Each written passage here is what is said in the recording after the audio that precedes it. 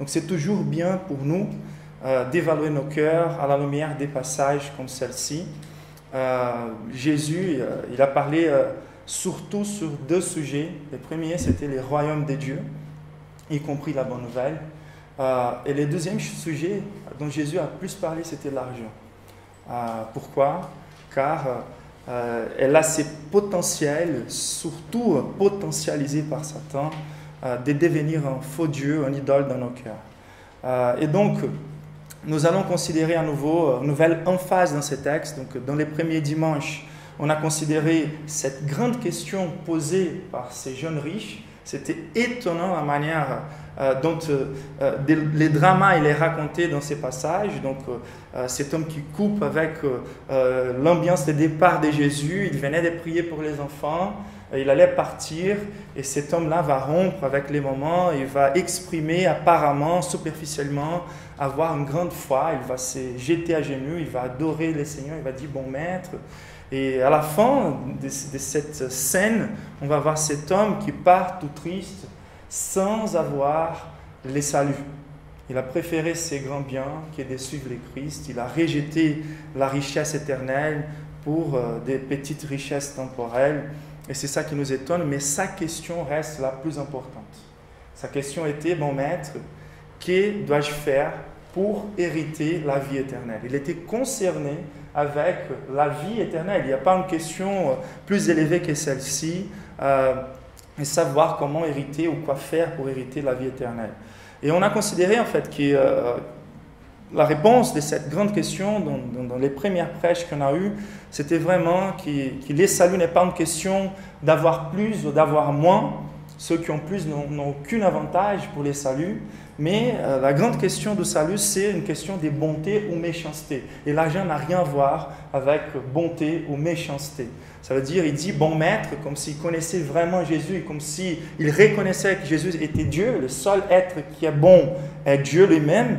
Et donc Jésus est en train de montrer à cet homme-là qu'il n'avait pas une connaissance substantielle de Christ, il avait une connaissance superficielle. Donc on peut dire des choses correctes par rapport à Jésus sans regarder vraiment les choses qu'on est en train de dire et sans voir Jésus correctement dans sa gloire sublime.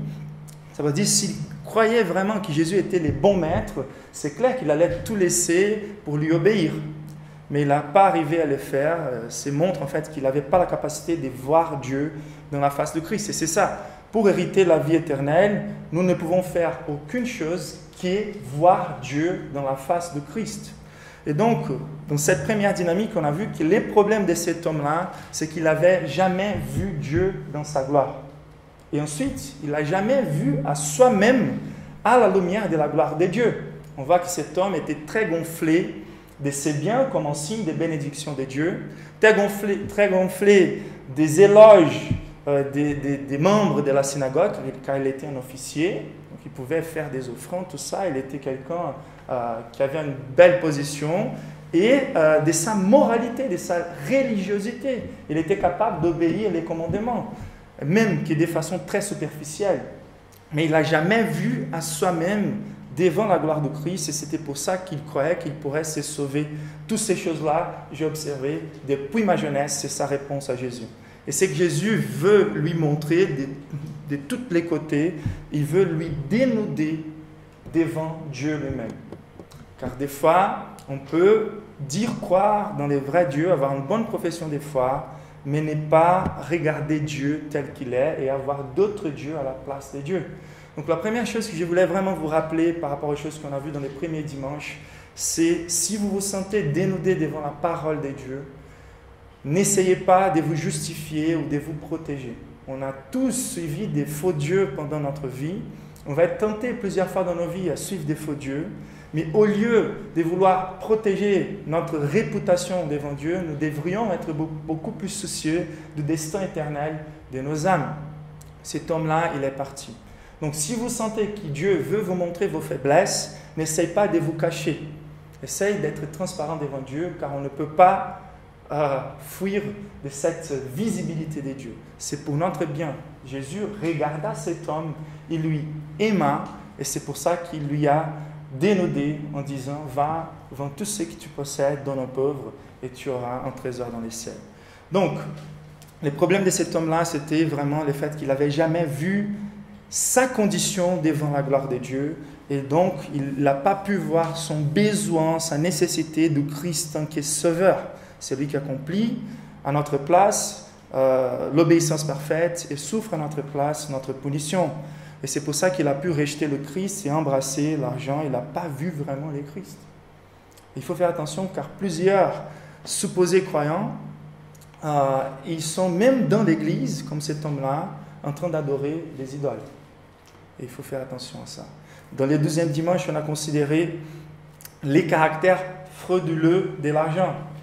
Ça veut dire, si dans un premier regard, la question centrale, c'est la vie éternelle, c'est assez intéressant de voir l'emphase que Jésus lui-même il va mettre dans la difficulté des riches pour hériter la vie éternelle. Donc, une des grandes leçons de ce texte veut dire c'est impossible pour être sauvé, même pour les riches. Okay? Car la culture de l'époque, elle croyait que d'avoir de l'argent ou de prospérer financièrement ou de posséder plusieurs biens signifiait nécessairement une espèce d'approbation des dieux, une espèce de faveur des dieux. Okay? Et les riches, quand on considère les systèmes de salut quelque part par l'accomplissement de la loi, la générosité et les aumônes comptaient aussi quelque part dans la mentalité des pharisiens pour les saluts de ces personnes. Et donc, ce que Jésus est en train de dire, c'est même les riches, même pour eux, c'est impossible d'être sauvés. Ça veut dire, c'est une généralisation pour tous les êtres humains, et c'est pour ça qu'il dit ça, c'est impossible aux hommes, mais rien n'est impossible à Dieu. Donc les saluts, à nouveau, n'est pas une question d'avoir plus ou moins, c'est une question de voir à Dieu dans la face du Christ. Et donc, dans un sens, c'est ça. Même pour les riches, c'est impossible, mais dans un autre sens, par la répétition, par l'illustration que Jésus utilise, c'est plus facile d'un chameau de passer par les trous d'une aiguille que d'un riche de rentrer dans les royaumes des cieux. Il est en train de montrer aussi, dans la perspective humaine, donc c'est impossible pour tous, mais dans la perspective humaine, il y a des barrières qui sont encore plus grandes aux êtres humains, et cette barrière, c'est l'argent. Ça veut dire que c'est encore plus difficile pour les riches de se détacher de ces faux dieux, et spécifiquement de ces faux dieux-ci, l'argent. Donc Jésus ne traite jamais l'argent comme quelque chose de neutre dans les pages du Nouveau Testament. L'argent, elle est toujours vue par Jésus comme un mal en potentiel. C'est mammon, les mammons de l'iniquité. C'est quelque chose qui veut toujours prendre la place de Dieu dans nos cœurs. Et bien sûr, l'argent peut être une conséquence et même un signe de bénédiction de la part de Dieu, quelque part, mais il va être toujours en train de menacer la place de Dieu dans notre cœur. C'est pour ça qu'on vient de lire dans les moments des offrandes l'encouragement de Paul aux riches pour pratiquer constamment la libéralité, pour être sûr que l'argent n'est pas en train de gagner l'espace de Dieu dans leur cœur. Et donc, l'argent ne doit être jamais le but. Il peut être une conséquence, mais il faut que nous soyons toujours en garde. C'est ça l'emphase de Jésus par rapport à la relation des croyants avec l'argent. Et on a vu pourquoi. D'où vient ce potentiel de l'argent de prendre la place de Dieu dans notre cœur. Donc on a considéré ça le dimanche dernier. Et aujourd'hui, l'emphase de Jésus, pour moi, c'est une des plus glorieuses dans ces passages. Il va mettre l'emphase surtout sur les renoncements. Donc ici, il va élargir quelque part les faux dieux en potentiel dans nos vies, peu importe quels soient les biens, et ça peut être un bien dans nos vies. Mais n'importe quoi, notre cœur, il est tellement corrompu que n'importe quelle chose peut devenir un dieu, un faux dieu dans nos vies. Okay? Et c'est pour ça qu'il va parler d'autres espèces de renoncements qui peuvent être attendus des croyants. Et ce qu'on va considérer aujourd'hui, c'est vraiment ça, l'aspect avantageux des renoncements que nous faisons à cause de Christ. Il y a une gloire, il y a une richesse dans la pratique des renoncements. Okay? Et c'est ça qu'on va considérer aujourd'hui, même si nous vivons dans une époque qui nous encourage toujours à chaque fois ramasser les plus possible au lieu de renoncer les plus possible. Donc, on va considérer 5 vérités liées au renoncement selon ces textes, ok? Et la grande vérité, c'est celle-ci. Il y a une richesse sublime derrière la pratique des renoncements. Vous êtes avec moi? Ok? Donc, lisons ensemble à nouveau les versets 27 à 31. Jésus les regarda et dit, « Cela est impossible aux hommes, mais non à Dieu, car tout est possible à Dieu. » Pierre s'est mis à lui dire, « Voici, nous avons tout quitté et nous t'avons suivi. » Toujours Pierre, les premiers à répondre. Jésus répondit, « Je vous l'ai dit en vérité, il n'est personne qui ayant quitté à cause de moi et à cause de la bonne nouvelle sa maison ou ses frères, ou ses sœurs, ou sa mère, ou son père, ou ses enfants, ou ses terres, ne reçoivent, il ne reste pas beaucoup à mettre dans cette liste, ne reçoivent au centuple présentement, dans ces siècles-ci, des maisons, des frères, des sœurs, des mères, des enfants et des terres, avec des persécutions, donc il faut noter là, et dans les siècles à venir, la vie éternelle. Plusieurs des premiers seront les derniers, et plusieurs des derniers seront les premiers. C'est intéressant, car les persécutions ne font pas partie de cette liste des choses qu'on va renoncer. Ça veut dire la persécution, quelque part, est quelque chose de particulier aux croyants. On peut vivre une vie sans souffrir la persécution si nous ne sommes pas croyants. Et c'est quelque chose qui est ajouté à notre vie. Et on va considérer la valeur de cela aussi. Donc la première vérité, c'est que les renoncements que nous faisons dévoilent les dieux que nous suivons. Okay, vous êtes avec moi? Par la façon dont nous sommes en train de renoncer à certaines choses, nous sommes en train d'afficher qui est notre Dieu. Quelle est la chose suprême dans ma vie à laquelle je suis à la recherche? Qu'est-ce que je recherche plus dans ma vie? Et comment découvrir quel est mon Dieu?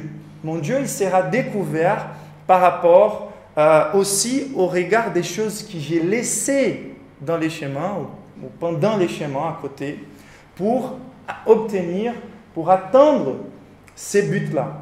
Ça veut dire que nous sommes toujours en train de faire des choix. Donc les renoncements sont inévitables. Tous les choix que nous faisons impliquent à des morts, impliquent à des renoncements. Quand je vais choisir quelque chose, cela va occuper mes efforts, mon temps, ma dévotion. Et bien sûr que je serai en train de donner moins de temps, moins de dévotion et moins d'efforts, moins d'importance à d'autres choses.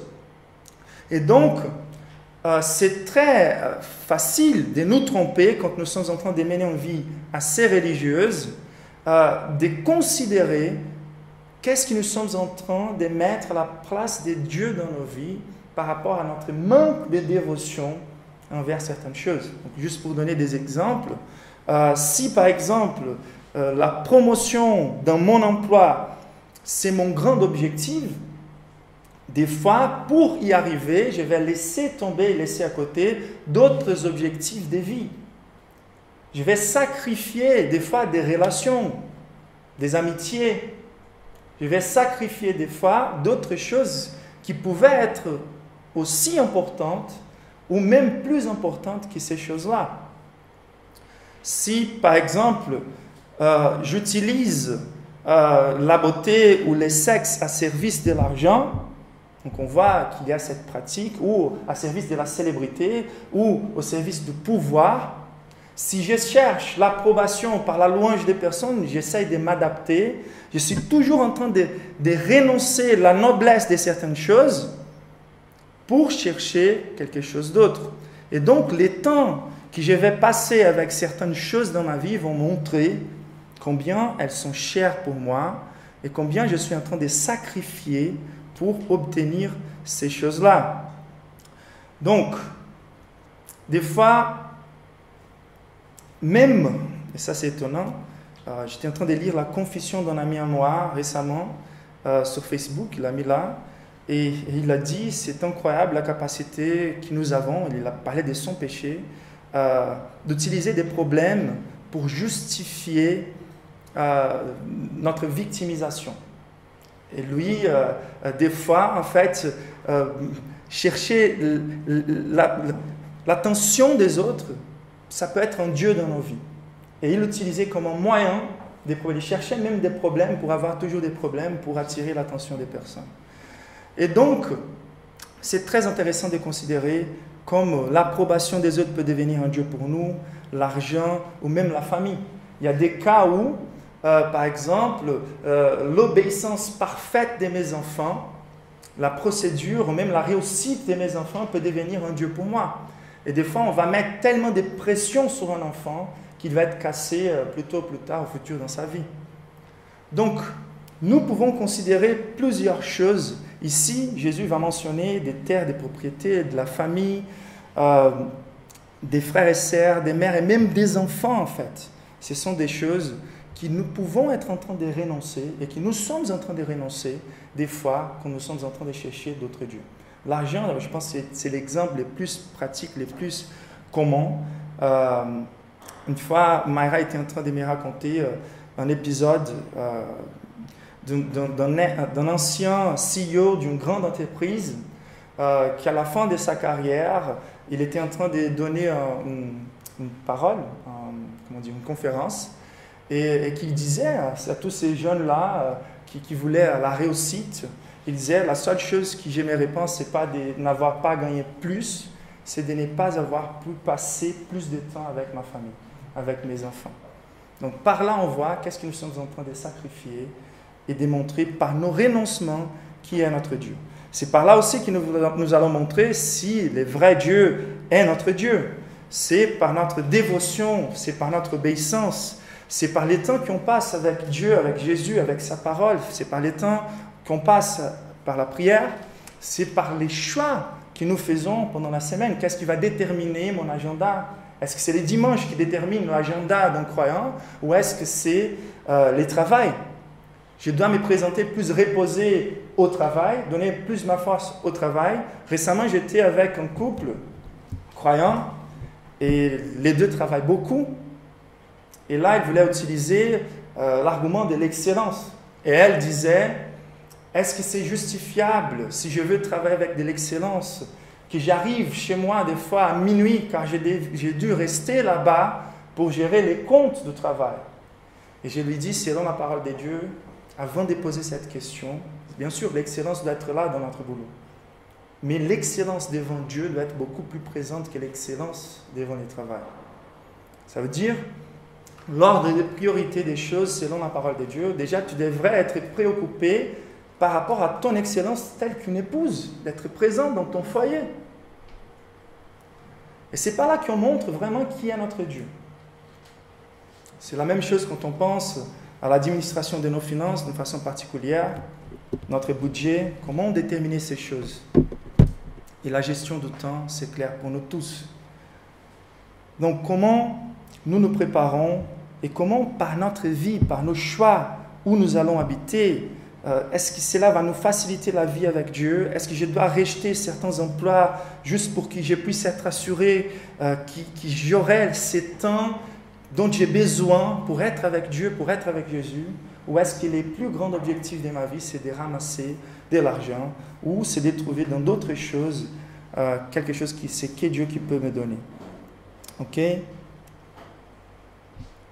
Donc les questions qu'on peut poser dans les parcours, c'est des fois les dimanches ou les travails, la famille ou les missions. Pourquoi les familles d'aujourd'hui, dernièrement, même des croyants, veulent plutôt rêver que ces enfants deviennent des grands entrepreneurs que des grands missionnaires? Est-ce qu'ils sont capables de renoncer les conforts, les futurs financiers de leurs enfants en les encourageant à devenir des missionnaires au futur? L'être ou les biens, la célébrité ou les relations, ce sont des renoncements qu'on voit beaucoup dans la société. Bon, la deuxième vérité par rapport au renoncement, c'est que les renoncements, donc la première, c'était les renoncements sont une façon de dévoiler les dieux que nous suivons. Les renoncements pour suivre le Christ est inévitable. Vous êtes avec moi? Ça, c'est la deuxième grande vérité. Et ça, c'est clair dans ces textes. Ça veut dire, c'est impossible de suivre le Christ si nous ne sommes pas en train de pratiquer une espèce de renonce. Et y compris plusieurs renonces en même temps. Le verset 21, Jésus, les regardant, lui aima et dit, il te manque une chose, va vends tout ce que tu as, donne-le aux pauvres, et tu auras un trésor dans les cieux. Puis viens et suis-moi. Dans certaines traductions, puis viens, charge-toi de ta croix et suis-moi. Et si nous revenons ensemble à Marc chapitre 8, on va trouver les langages très pareils que Jésus va utiliser par rapport à Pierre. Donc Jésus vient d'annoncer sa souffrance, sa mort. Et la réponse de Pierre, c'est « Seigneur, ces choses ne vont pas se passer avec toi. » Et Jésus dit à Pierre, « Arrière de moi, Satan, car tu penses aux choses des hommes et pas aux choses des dieux. » Ça veut dire qu'il était très attaché au confort, au bien-être, ici, dans cette présente vie. Et Jésus va lui dire cette réponse qu'on va trouver en Marc 8, verset 33. Il réprimanda Pierre, « Arrière de moi, Satan, car tu ne conçois pas les choses des dieux, tu n'as que des pensées humaines. » Puis, ayant appelé la foule avec les disciples, il leur dit, « Si quelqu'un veut venir après moi, qu'il renonce à lui-même, qu'il se charge de sa croix et qu'il me suive. Car celui qui voudra sauver sa vie la perdra. Mais celui qui perdra sa vie à cause de moi et de la bonne nouvelle, donc le même langage, et qui sert à lui-même de gagner, car celui qui voudra sauver sa vie la perdra, mais celui qui perdra sa vie à cause de moi et de la bonne nouvelle la sauvera. Verset 36, et que sert-il à un homme de gagner tout le monde s'il perd son âme? Que donnerait un homme en échange de son âme?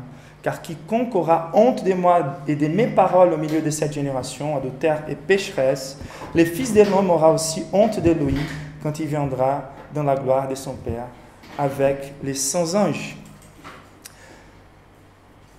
Dans l'essence de la compréhension biblique du salut, il se trouve les renoncements les plus radicaux possibles. Et quel est le renoncement les plus radical possible? C'est le renoncement de soi-même. Ça veut dire, si nous sommes en train de nous renoncer à soi-même à cause de Christ, nous sommes en train de renoncer tout ce qui vient quelque part avec nous-mêmes. Donc nous tous, nous avons l'impression que nos biens, les choses qui sont sous notre administration, ce sont nos propriétés. C'est comme ça que les sociétés s'organisent. Mais il n'y a qu'un seul Dieu. Il y a un empire parasite, ok? C'est la rébellion des êtres humains. Il y a la patience de Dieu qui nous permet de vivre dans cette organisation pécheresse. Et nous avons l'impression que nous sommes les propriétaires de ces choses-là. Mais quand nous comprenons qu'il y a un royaume de Dieu et que tout appartient à Dieu, une fois que nous renonçons à nous-mêmes pour nous livrer au Christ qui nous a achetés par un autre prix, nous lui appartenons, nous reconnaissons plutôt que toutes les choses sont à lui, y compris nos vies et tous ceux que nous avons avec nous. Et donc, pourquoi c'est essentiel ces renoncements devant le Christ? C'est qu'en fait, c'est impossible de se voir à soi-même devant la gloire de Dieu et ne pas arriver à la conclusion que nous sommes faillis.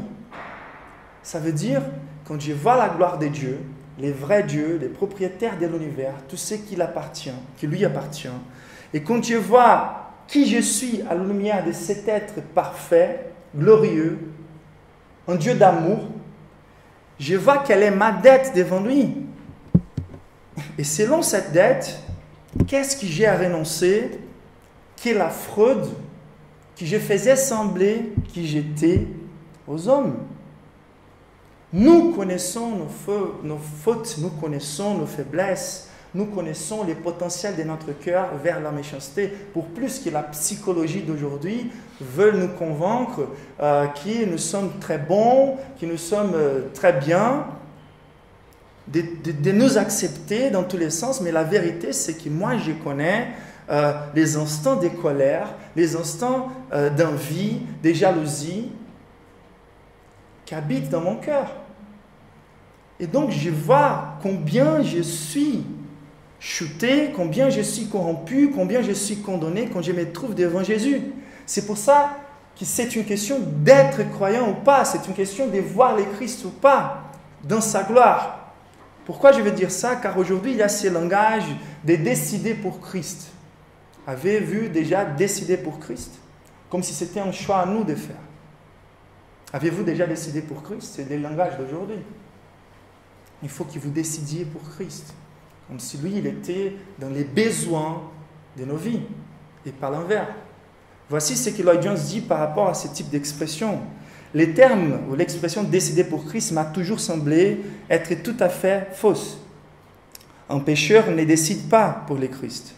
Les pécheurs courent au Christ en toute impuissance et désespoir en disant « Pollué, je cours vers la fontaine, lave-moi, sauveur, ou je meurs. » Personne ne vient vraiment à Christ à moins qu'il ne vole vers lui comme son seul refuge et son espoir.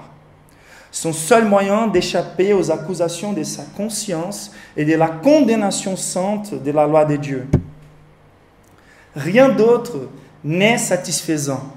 Si un homme dit avoir pensé à la question et avoir examiné tous les aspects, il a donc décidé en grande partie pour le Christ, et s'il l'a fait sans aucune émotion ou sentiment, je ne peux pas lui considérer comme un homme qui a été régénéré.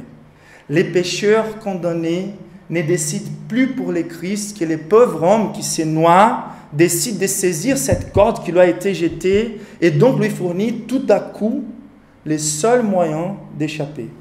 Le terme décidé pour le Christ est tout à fait inapproprié pour la conversion. Ce n'est pas une option, c'est la seule option. Et donc la grande question, avez-vous déjà regardé vous-même devant la gloire de Dieu? Avez-vous déjà considéré votre niveau de corruption? C'est facile de comparer nos vies à nous-mêmes. Et comparons nos vies à la gloire de Dieu qui nous a créés pour vivre la vie au niveau de la beauté que lui-même il vit. Et voilà que ce renoncement, c'est inévitable. C'est le renoncement de celui qui a constaté les faits, que je n'ai rien de moi-même ou sous mes possessions qui soit à moi-même ou capable de me sauver. Je n'ai aucune capacité de me sauver quand je vois la gloire de Dieu. Et c'est impossible de ne pas renoncer la vraie faillite qui je suis devant Dieu. Et donc, ce renoncement radical, c'est le renoncement de celui qui est complètement chuté, complètement sali, et qui s'approche d'une source d'eau vivante pour se laver. Voilà l'approche des êtres humains vers Dieu. Donc, le renoncement pour le Christ, il est radical, et il peut aussi comprendre des multiples expressions de ces renoncements dans la pratique. Ça veut dire, si j'ai vraiment déjà renoncé à moi-même pour joindre le Christ, c'est clair que pour continuer à suivre le Christ, je renoncerai assez facilement toutes les choses qui peuvent être passibles de renoncement, qu'il peut demander de moi. Des maisons, des frères, des sœurs, sa mère, son père ou ses enfants ou ses terres. La troisième vérité, c'est les seuls renoncements profitables sont ceux qui sont faits à cause du Christ et de la bonne nouvelle. Verset 29, il nous dit, « Je vous l'ai dit en vérité, il n'est personne qui ayant quitté à cause de l'argent, à cause de la prospérité, à cause de la réputation, à cause de la religiosité, non, qui ayant quitté à cause de moi et à cause de la bonne nouvelle. » Ça veut dire la promesse de recevoir les centuples aujourd'hui et beaucoup plus dans les siècles à venir, c'est une promesse qui se repose pour des renoncements faits envers Jésus et sa cause, la cause de la bonne nouvelle. Ça, c'est très important, surtout aujourd'hui. Nous voyons aujourd'hui un danger énorme de renoncer des choses non nécessaires. Il y a pas mal d'environnements religieux où des sacrifices sont demandés des croyants que Jésus n'a jamais demandé. D'arrêter de pratiquer certains sports, de regarder certaines choses ou d'écouter certaines choses. Bien sûr qu'il faut renoncer certains.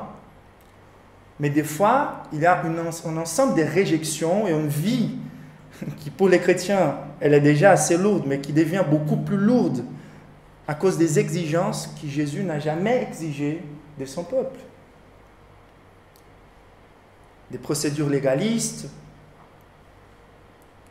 Donc, je me rappelle quand j'étais sur la plage, j'étais surfeur avant ma conversion, et j'ai vu dans un soleil de 40 degrés à Rio, un homme qui était complètement couvert des comme on dit en français, costumes, cravates, qui transpirait et qui voulait me parler de l'amour de Dieu. Et je me suis dit dans mon cœur, mais cet esclavage-là, c'est pas pour moi. Moi, j'étais levé sur la plage. C'est chaud. J'aime bien me plonger. J'aime bien pratiquer cet sport-là. Donc, c'est clair qu'il y a quelqu'un qui a demandé de cet homme-là un comportement que Jésus n'a jamais demandé. Bien sûr, avec des bonnes motivations, bien sûr, avec l'envie de proclamer la bonne nouvelle, mais des fois, nous devenons des pierres de trébuche non nécessaires. Nous serons persécutés, ne vous inquiétez pas. Mais il ne faut pas qu'on cause de la persécution sans avoir vraiment de la raison pour cela. Donc, il y a des personnes qui exigent le renoncement de certaines choses non nécessaires. Il y a aussi le danger de renoncer à certaines choses, même dans l'Église, mais avec le but d'avoir une récompense différente de celle-ci. Nous ne sommes pas en train de renoncer les choses pour suivre le Christ. Nous sommes en train de renoncer les choses car nous voulons voir la récompense. Donc je suis encore en train de suivre des faux dieux, même si je suis là dans une église en train de renoncer à forceps certaines choses. Car ce que je suis à la recherche, c'est plutôt la faveur de Dieu pour aujourd'hui et maintenant, qui est Dieu comme la récompense en soi-même, et la compagnie du Christ, et la richesse de la gloire de Dieu, l'espoir céleste et la famille de la foi. C'est l'ordre de ses promesses. Ces promesses sont d'ordre spirituel. C'est possible de renoncer plusieurs choses par intérêt, pour une relation mercenaire avec Dieu. Et des fois, il y a beaucoup de personnes qui sont très déçues dans la foi, car elles ont passé par des expériences où les hommes ont promis des choses que Dieu n'a jamais promis, car ces renoncements ont été faits par l'intérêt dans d'autres choses que Dieu lui-même.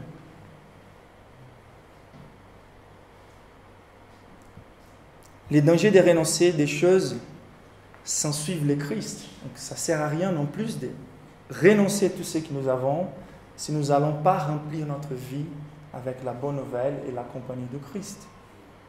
La religiosité ne sert à rien.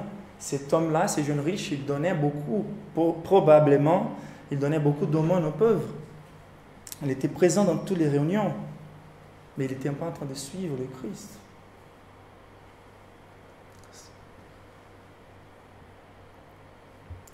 Mes renonces doivent aller toujours dans la direction du Christ et de la bonne nouvelle.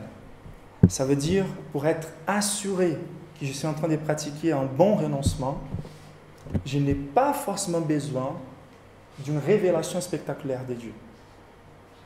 Des fois, à cause du challenge, Dieu nous donne cette grâce. Mais ce n'est pas nécessaire en lisant ces textes de comprendre que si quelque chose va promouvoir la cause de l'évangile et les royaumes de Dieu,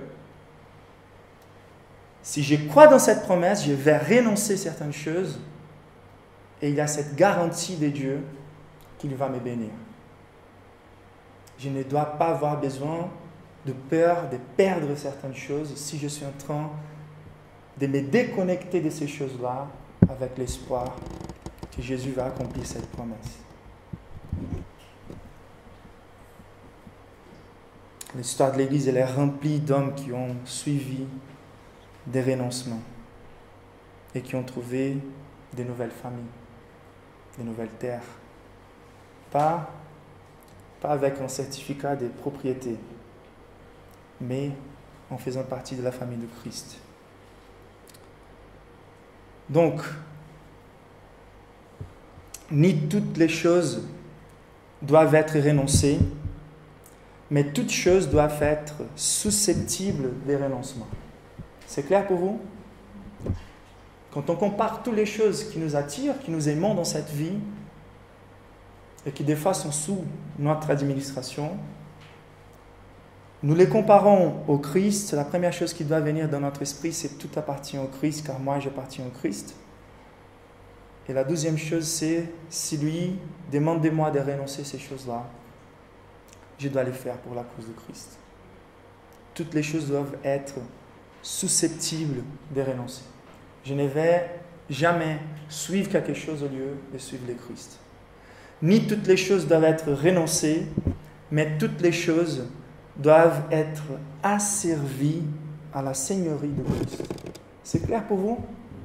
Ça veut dire, il ne faut pas que nous nous déconnectons des choses que nous avons pour que nous soyons en train de les renoncer. Des fois, l'utilisation de ces choses montre aussi vraiment qui est notre Dieu. Donc, si je mets tout ce que j'ai au service de la cause de Christ, tout ce que je suis d'abord, c'est clair que je serai en train d'administrer toutes les choses sous cet ordre hiérarchique de suivre la volonté de Dieu et la proclamation de la bonne nouvelle. Donc, la promesse repose que sur cette promesse-là.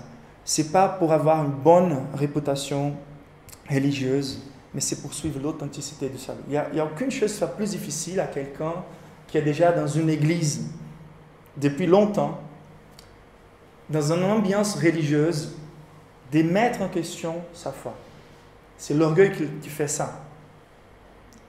Et cet homme-là, ce jeune riche, c'était ça sa problématique. Il était déjà un officier. Et Jésus lui a voulu montrer qu'il n'était pas encore croyant. Ça me fait rappeler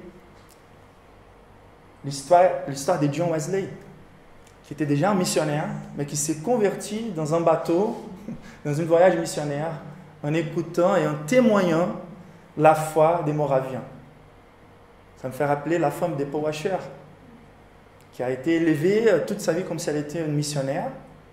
Elle avait déjà 3 enfants, et quand Paul prêchait sur l'assurance du salut, elle commence à se mettre en question. Quand ils sont en train de faire de l'évangélisation, il y a une prostituée là où ils vont donner des flyers. Elle juge cette femme-là, elle sent la voix de Dieu dans son cœur. La seule différence entre toi et cette prostituée, c'est la taille de votre jupe. Ça veut dire, elle arrive, elle parle sur ça à son mari lui dit, je pense qu'il faut que tu fasses des business avec Dieu. Tu rentres dans ta chambre et elle prend soin des enfants. Elle commence à prier pour trouver l'assurance de son salut. Et c'est là où elle est vraiment convertie. Il vaut mieux être confronté par Dieu et être honnête qu'il vouloir protéger une réputation. La 4e vérité, c'est que les renoncements à cause de Christ sont suprêmement rentables. Et ça, c'est la gloire de ces textes. Donc, si nous considérons le fait que Jésus nous invite à renoncer à certaines choses dans notre vie, c'est les business les plus rentables du monde, quelque part. Et nous allons considérer pourquoi. C'est étonnant pour moi de voir que la renonce que Dieu est en train d'exiger de nous, c'est même marrant en fait. Des fois, il y a des églises très légalistes. Je pourrais être là juste en train de dire Dieu a toute l'autorité, il faut que vous lui obéissez renoncez tout ce que vous avez et suivez le Christ. Sans vous donner aucune raison, sans vous donner aucune motivation, car il est Dieu, il est Seigneur, et je pourrais demander votre obéissance aveugle à ces dieux-là. Mais le Christ, il est incroyable, car il nous donne des raisons que nous ne pouvons pas rejeter, sauf si nous sommes très aveugles, sauf si nous sommes fous. Cette nuit, ton âme sera demandée. Et ce que tu as préparé va rester acquis. C'est de la folie d'être attaché au bien temporel au lieu d'être attaché à la gloire de Dieu. Et je vous invite donc à revenir au texte pour qu'on considère ensemble la quantité d'offres dans ces textes que Jésus va mentionner à ces jeunes riches. Ce n'est pas comme s'il était en train de dire « Tu vas devenir pauvre, suis-moi. » Si tu vas devenir l'être le plus riche de l'univers, suis-moi. L'argent n'a la moindre capacité d'afficher la richesse de Dieu. Elle est même méprisable. C'est ça le discours de Christ. Comme Jésus se mettait en chemin, le verset 17, cet homme arrive et demande qu'est-ce qu'il doit faire pour hériter la vie éternelle. Donc, la première chose qui est en question ici, qui va être faite à cet homme-là, c'est rien moins que la vie éternelle. Et comme vous le savez, la vie éternelle dans la Bible, elle a un côté qualitatif et un côté quantitatif. Ça veut dire que c'est une quantité infinie de temps, donc nous allons vivre éternellement, forever young, donc nous avons tous cette soif, mais aussi qualitative. C'est un environnement parfait, sans aucune souffrance, dont le centre de l'éternité, c'est la compagnie de Dieu lui-même dans la personne de son Fils. Donc déjà, la vie éternelle, elle est mentionnée. Ensuite, la problématique du verset 18 nous montre il n'y a des bons que Dieu seul. Donc, quand on étudie l'histoire de la philosophie, on va voir la quête pour les summum bonum, donc les biens suprêmes. Et c'est assez intéressant car Platon, et juste avec sa philosophie, il a presque arrivé à une notion assez solide par rapport au Dieu de la Bible. Mais en fait, pour lui, la conclusion, c'était les summum bonum, c'était vraiment de se connecter à la divinité, à l'origine, à Dieu dans cette quête. Mais c'est très intéressant car cette notion de bonté des Israéliens avait toute cette connexion avec la perfection, l'infinitude des perfections, la perfection morale.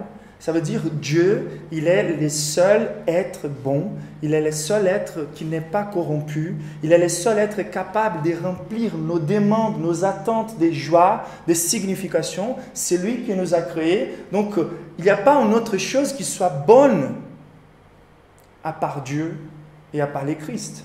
Voilà qu'il est en train de souffrir, c'est offrir à soi-même tel qu'être bon à ces jeunes riches. Ça veut dire la compagnie la plus parfaite, la plus sublime, l'être le plus adorable, le plus aimable de l'univers. Donc toute cette recherche que nous avons des choses qui puissent nous remplir, elles n'ont que la réponse dans l'être de Dieu lui-même. Il a les biens suprêmes. Verset 19, et encore, il dit, tu connais les commandements, ça veut dire, qu'est-ce que tu devrais être en train de chercher en moi, Jésus? Et en fait, c'est la justification qui a offerte à cet homme-là. C'est quoi la justification? La loi de Dieu servait à nous montrer vraiment que nous sommes incapables de l'accomplir, mais de nous rappeler aussi du caractère saint de Dieu. Ça veut dire le Dieu qui a créé l'univers, il possède ses caractères parfaits et il attend de ses créatures qu'elles vivent ces caractères parfaits. Et voici les commandements pour que vous pouvez vous rappeler avec clarté, si votre conscience n'est pas suffisante, pour vous montrer que vous êtes des êtres imparfaits moralement et que vous ayez un sens de justice et qu'il y a une condamnation qui repose sur vous. Donc tu connais les commandements, Jésus dit à lui, dans l'attente qu'il puisse arriver à la conclusion, moi je n'arrive pas à accomplir, donc c'est pour ça que moi je suis là, Jésus. Je vais te justifier. Toute ta corruption morale, c'est impossible que tu puisses te sauver à toi-même, mais moi, j'ai vécu une vie parfaite pour te créditer cette perfection morale devant Dieu. C'est ça la notion de la justification selon la Bible. Dans ces tribunaux divins, et ces tribunaux divins, nous serons devant lui et c'est Christ qui va dire comme notre avocat, moi j'ai vécu une vie parfaite, considère-lui comme juste. Et Dieu va accepter si nous avons la foi en Christ. Donc la justification, ensuite les versets 21, on va voir Jésus l'ayant regardé les mains. Ça veut dire la franchise, la vérité, l'amour de Christ dans cette confrontation. C'est étonnant. Être aimé à tel point par Jésus, si vous êtes aimé à tel point par Jésus aujourd'hui, profitez de cette démonstration d'amour. Si vous êtes dénudé devant Dieu, si vous étiez à la recherche d'autres dieux jusqu'à là, Jésus est en train de vous aimer et d'afficher cet amour en vous confrontant, en confrontant vos dieux pour montrer vraiment combien vous avez besoin de lui. Verset 21 encore. Vends tout ce que tu as, donne-le aux pauvres et tu auras un trésor dans les ciels. Un trésor dans les ciels. Donc ça veut dire, tu as des richesses, tu as des biens aujourd'hui, mais si tu te détaches de ces choses-là, je te garantis que tu auras un trésor dans les ciels.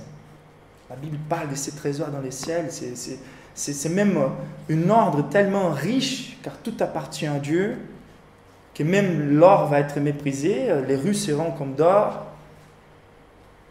C'est tellement riche que nous allons recevoir, la générosité de Dieu, elle est telle que nous allons recevoir une espèce de couronne, des récompenses, de la grâce de Dieu lui-même dans nos vies.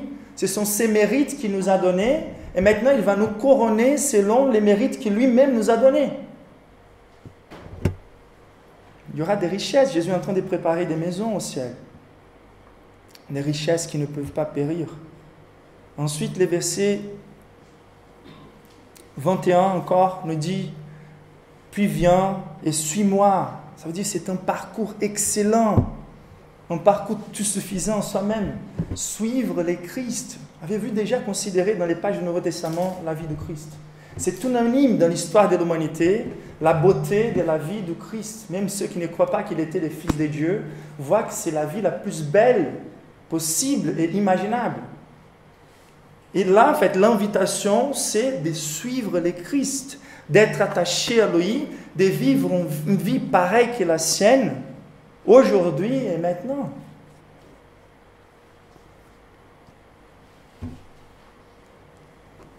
Le verset 25 nous dit « Il est difficile en riche d'entrer dans les royaumes de Dieu. » Donc, le royaume de Dieu est offert aussi à cet homme-là.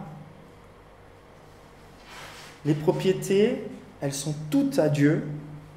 Ce royaume, il est caractérisé par ces dieux qui, juste par sa patience, nous laissent penser dans notre rébellion que les choses nous appartiennent. Nous dominons les uns aux autres à partir de cette manipulation des choses qui ne nous appartiennent pas. Mais un jour, le grand jour du jugement, le vrai Dieu va venir, va reprendre sa propriété, va juger les rebelles, va rassembler son peuple et nous allons profiter de cet ordre restauré et parfait pendant toute l'éternité, les royaumes de Dieu qui commencent aujourd'hui et qui va s'étendre pour toute l'éternité. Les disciples disent, si c'est comme ça, qui peut être sauvé? Donc, le salut est offert aussi à cet homme-là. Et verset 27, ce qui est impossible aux hommes est possible à Dieu. C'est salut qui est impossible aux hommes, ça veut dire c'est impossible pour un riche d'hériter la vie éternelle, mais tout est possible à Dieu. Ça veut dire l'impuissance de l'argent comparée à la toute-puissance de Dieu. Si nous renonçons les feux Dieu, la toute-puissance de Dieu est à notre service pour nous sauver, pour promouvoir son royaume. À cause de moi et de la bonne nouvelle. Bonne nouvelle. N'est-il pas une bonne nouvelle? Être occupé avec la bonne nouvelle. Signification. Quelle est la signification de votre vie? Quel est votre but de vie? Qu'est-ce qui vous donne des sens? Qu'est-ce qui vous fait sentir important dans la société? Il n'y a aucune chose pour ceux qui ont déjà écouté et reconnu la bonne nouvelle qui soit plus élevée en termes de signification, de recevoir l'appel, de promouvoir la cause de Christ et de la bonne nouvelle. Bonne nouvelle, ça veut dire l'empereur, à l'époque romaine, il envoyait un messager, c'est ça? Avec une nouvelle officielle. Il devrait lire soit une nouvelle des conquêtes ou des délivrances. C'était la bonne nouvelle, l'évangile. Et voici la vérité pour nous. Nous sommes siégés. Il n'y a pas comment s'enfuir de la colère de Dieu. Mais c'est une nouvelle des délivrances. Dieu lui-même, dans la personne de son Fils, il est venu nous délivrer de notre esclavage, du péché et de la condamnation. Il nous donne cette bonne nouvelle de délivrance gratuitement et nous fait ses serviteurs pour proclamer la bonne nouvelle. Toutes ces choses ont été offertes à cet homme-là et encore, dans cette vie-ci, la famille, des terres, des frères et sœurs, c'est vraiment une référence à l'Église. Ça veut dire, je peux tout renoncer, je peux sortir du Brésil pour implanter une église en France et trouver une famille ici. Je peux avoir tort dans mon passé et avoir pris plusieurs décisions incorrectes et à cause de ces choses-là ou d'autres signes en fait, du péché ou de la chute, ne pas avoir eu une bonne famille, une bonne structure, des enfants, des terres, mais une fois que j'ai joigné la famille de Dieu, là j'ai déjà toute la richesse de ce monde. Des pères, des mères. Moi j'ai eu le privilège d'avoir une mère, elle est là, assez pieuse, qui m'a amené vers le Christ, mais mon père n'était pas présent et en fait sa référence n'était pas du tout bonne. Mais à l'église, j'ai pu trouver plusieurs pères spirituels, des références d'hommes pour ma vie. Et c'est pour ça qu'il faut considérer cette richesse comme impayable. La famille des fois. Mais, verset 22, affligé de cette parole, cet homme s'en alla tout triste, car il avait des grands biens. Il était plus attaché à des biens temporels, instables et insuffisants, médiocres, qui est attaché à cette offre de Christ. Dieu lui-même, les royaumes des dieux, la vie éternelle, l'Église, la bonne nouvelle. Et lui, il n'a regardé que ses biens. La dernière vérité, c'est que le renoncement à cause de Christ dévoile la gloire sublime de Christ. Pierre s'est mis à lui dire, voici, nous avons tout quitté et nous t'avons suivi. Qu'est-ce que Pierre a voulu dire par là? Est-ce qu'il était à la recherche d'une louange de la partie de Christ? Est-ce qu'il était en train de mettre la valeur dans ses renoncements? Est-ce qu'il était en train de proposer qu'il serait sauvé par ses renoncements? Car rien n'est impossible à Dieu, mais le salut est impossible aux hommes. Mais moi, j'étais capable de les faire. Ces jeunes riches n'étaient pas capables de renoncer toutes les choses, mais moi, Pierre, oui. Tu ne te rappelles pas, Jésus, on a tout quitté pour te suivre. Est-ce qu'il est temps de suggérer que le salut est par les renonsements? Mais la réponse de Christ, elle est incroyable. Elle ne va pas faire des éloges à Pierre, il ne va pas confirmer l'attitude de Pierre. Il ne va pas accepter la moindre suggestion que de suivre les Christ et renoncer toutes les choses peuvent être compris comme une espèce de perte. On n'a rien perdu, on a tout gagné. Il ne va pas tolérer cette attitude de Pierre de vouloir recevoir des louanges à cause de ses renoncements. Les renoncements à cause de Christ ne doivent jamais être pénibles, pour plus difficiles qu'ils puissent être. notre incapacité de renoncer à cause de Christ,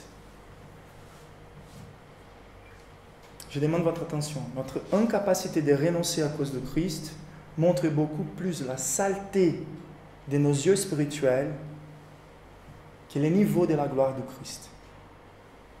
Car l'apôtre Paul a eu un curriculum beaucoup plus élevé que la majorité d'entre nous. Dans son métier, dans sa profession, il était le mieux. Mais il a dit, lorsque j'ai vu la gloire de Christ, j'ai considéré toutes les choses comme de la boue. Quand le soleil s'élève, comme dit Hendrickson, quand le soleil s'élève, toutes nos étoiles perdent son bruit.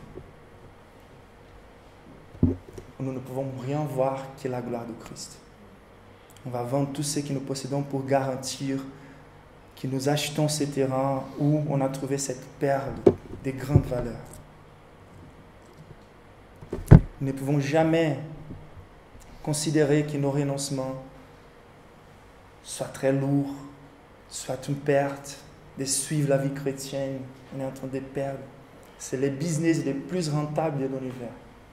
On a sorti du fond de l'enfer et nous avons été mis sur les lieux célestes pour régner avec le Christ.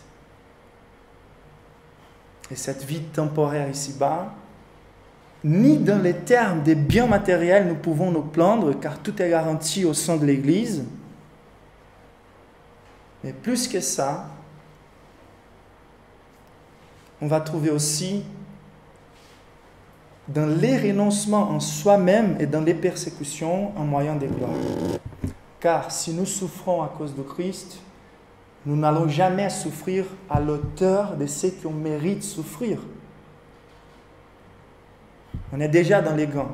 Mais plus que ça, en souffrant la persécution et les renoncements, nous commençons à comprendre un peu mieux l'Évangile. Car nous voyons l'amour de Christ dans la pratique, dans nos vies.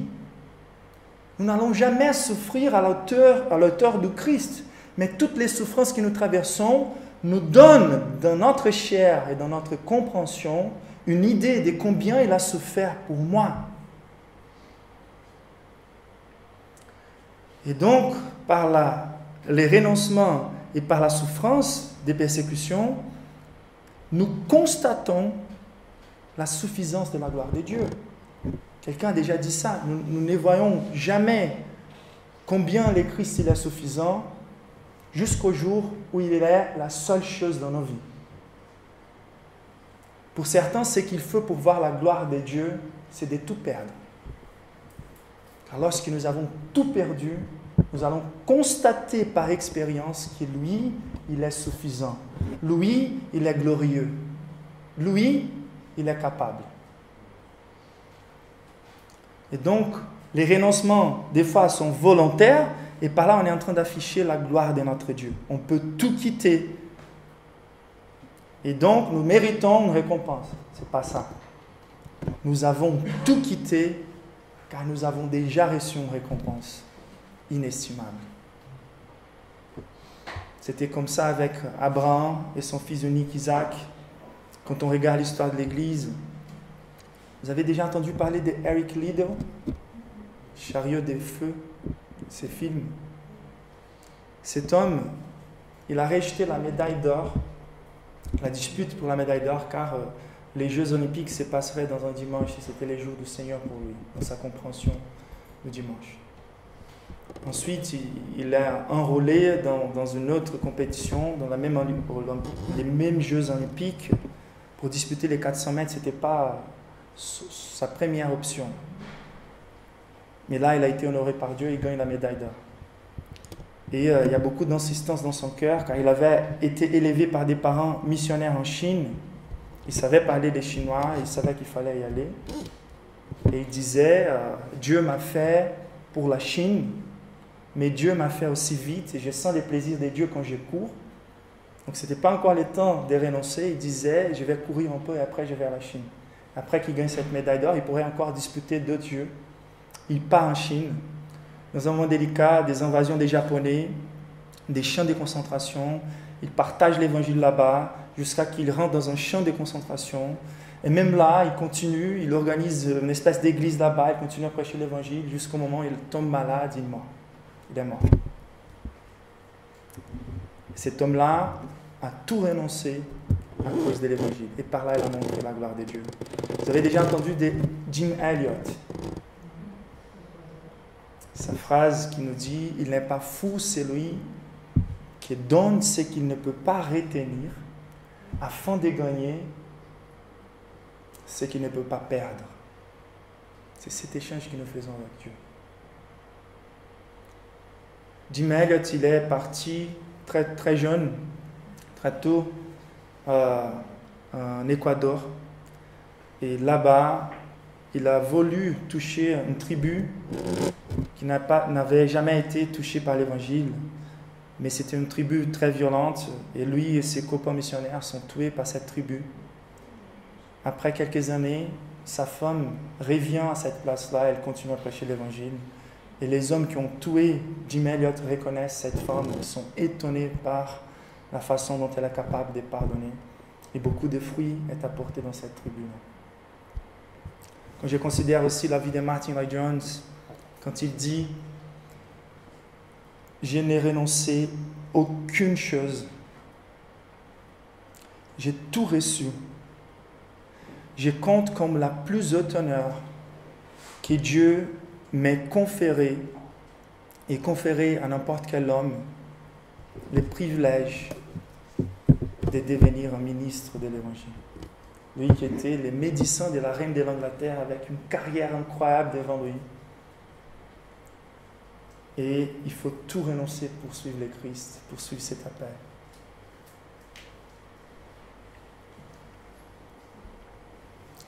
Comme les chants de Luther, un rempart à notre Dieu, s'il nous est nécessaire de perdre la famille, les honneurs et les plaisirs, les royaumes restent au tien. Quand on considère les apôtres, la façon dont ils ont vécu, ils étaient appelés les spectacles pour le monde, mais une gloire les attendue. Et je voulais vous inviter à lire avec moi Hébreux 12, verset 2. 1 et 2. L'exemple suprême des renoncements, c'est Christ lui-même. Nous donc aussi, puisque nous sommes entourés d'un si grande nuée de témoins. Donc, Hébreux 11, c'est une liste des grands héros de la foi, de l'histoire de l'Évangile. Et c'est cette nuée de témoignages des hommes de l'histoire de l'Église et de la Bible que nous avons considérés par leur renoncement et leur foi. Donc, quand nous sommes entourés d'un si grand nombre de témoins, rejetons tout fardeau et les péchés qui nous enveloppent si facilement, et courons avec persévérance l'épreuve qui nous est proposée. Faisons-les en gardant les regards sur Jésus, qui fait naître la foi et la mène à la perfection. En échange de la joie qui lui a été réservée, il a souffert la croix, en méprisant la honte, qu'il s'y attachait et s'est assis à la droite du trône de Dieu. Voilà les chemins vers la gloire. Voilà comment les derniers deviendront les premiers, par les renoncements, par les chemins de Christ. Levons-nous pour prier.